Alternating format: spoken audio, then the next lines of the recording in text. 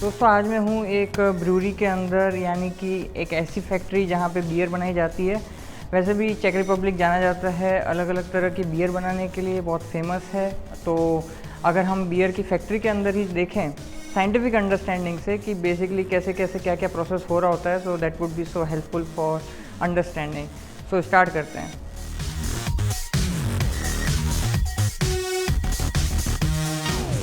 तो होता क्या है कि यहाँ से जो आप देख रहे हैं, यहाँ से ये बिल्कुल जो ऊपर से मॉल्ट होगा वो आएगा, और वो मॉल्ट एक तरह से क्रैक्ड होगा। उस क्रैक का मतलब ये है कि उसके अंदर उसका जो छिलका होगा वो निकाल दिया जाएगा, और उसके बाद में इसे यहाँ पे डालते हैं। यहाँ डालने के बाद में जैसा कि आप देख सकते हैं ये कंटेनर है।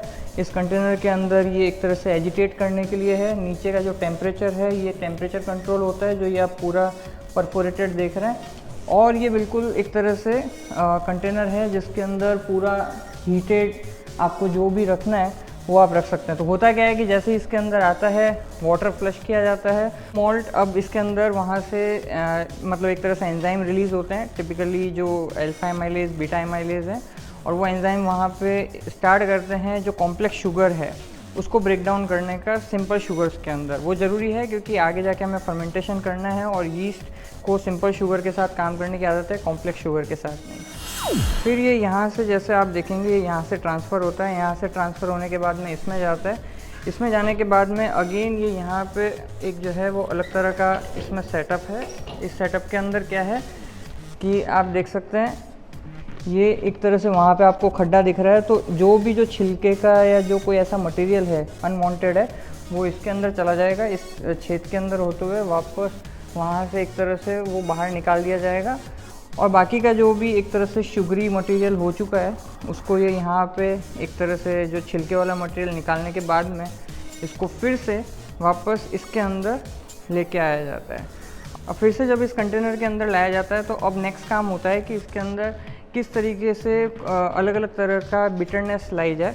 तो उसके लिए इनके पास में रहता है एक हॉप करके बोलते हैं, वो एक प्लांट होता है, उसका प्लांट का फ्लावर होता है, तो उसके हिसाब से वो डालते हैं। कितना बिटरनेस डालना है वो कंट्री टू कंट्री वेरी करता है कि कितना बिटरनेस होगा, या ब्रांड टू ब्रांड वेरी करता है। तो इस तरीके से वो यहाँ पे हॉप्स डालते हैं। तो जब यहाँ से चलता है तो उसको बोलते हैं स्वीट वॉट, और स्वीट वॉट होता है, यानी कि वो स्वीट होगा और उसको वॉट बोला जाता है। लेकिन यहाँ पे जब वो और बिटरनेस के लिए डाल देते हैं तो वो अब वो बिटर वॉट बन जाता है, और इस बिटर वॉट को अब आगे फाइनली ट्रांसफ़र किया जाता है इसके अंदर। अब यहाँ पे ट्रांसफ़र करने के बाद में एक बार फिर से ये हीटेड होता है, और चूँकि ये हीटेड होता है तो ये वापस नीचे जाके हम देख सकते हैं कि इधर चिलर्स लगे हुए हैं। इन चिलर्स के अंदर ये होते हुए जाता है, तो इसका टेम्परेचर एक तरह से वापस इसको एडजस्ट करने के लिए। By the way one important thing कि पूरा का पूरा प्रोसेस कंप्यूटराइज होता है। इस पूरे प्रोसेस के अंदर आप देख सकते हैं ये बहुत कुछ इसमें आइकन वगैरह बने हुए हैं, और अलग अलग चीज़ों को इसमें कोई भी कंट्रोल करना है तो अलग अलग पैरामीटर्स हैं, और उस सब के हिसाब से ये पूरा का पूरा कंट्रोल हो रहा होता है। इस पूरे के पूरे चीज़ को कंट्रोल करने का जो तरीका है वो इस टैबलेट के ऊपर भी है। आप देख सकते हैं अलग अलग तरह के यहाँ पे कंट्रोलिंग मैकेनिज़्म है, और ये पूरा का पूरा प्लांट एकदम ऑटोमेटेड है, इससे ये पूरा का पूरा कंट्रोल होता है। अब चलते हैं नेक्स्ट पार्ट पे जहाँ पे हमने इसको फर्मेंट करने के लिए रेडी करना है। तो यहाँ पे ये जो है कंटेनर रखे हुए हैं। इन कंटेनर के अंदर यीस्ट, जो फ्रेश यीस्ट होता है वो आता है, और आप देख सकते हैं जैसा कि वो काफ़ी एक तरह से ठंडा सा लग रहा है, वाटर ड्रॉपलेट है। तो जो ऑप्टिमम टेम्परेचर कितना होगा, मॉइस्चर कितना होगा, उसके हिसाब से उसे यहाँ पे रखा जाता है, और कुछ टाइम के लिए इसमें रखा जाएगा कि 1 वीक 2 वीक जितना भी फर्मेंटेशन होने में टाइम लगता है। फर्मेंटेशन का प्रोसेस बहुत ही सिंपल है। शुगर जो है वो कन्वर्ट हो जाता है यीस्ट की प्रेजेंस में। यीस्ट अलग अलग हो सकते हैं, सैक्रोमाइसी हो सकता है, लैक्टोबैसिलस हो सकता है, अलग अलग स्पीशीज़ हो सकते हैं, और फाइनली हमें पता है कि उसमें इथेनॉल, CO2, वाटर, इस तरह की चीज़ें रिलीज़ होती है।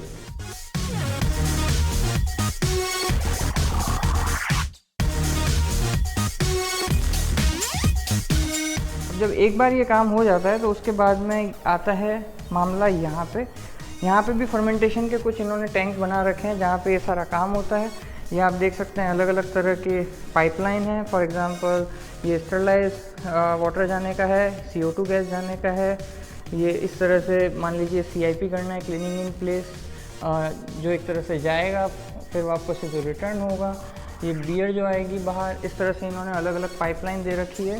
ये सारा का सारा यहाँ पे पाइपलाइन के थ्रू आप देख सकते हैं बिल्कुल ही ऑटोमेटेड काम है।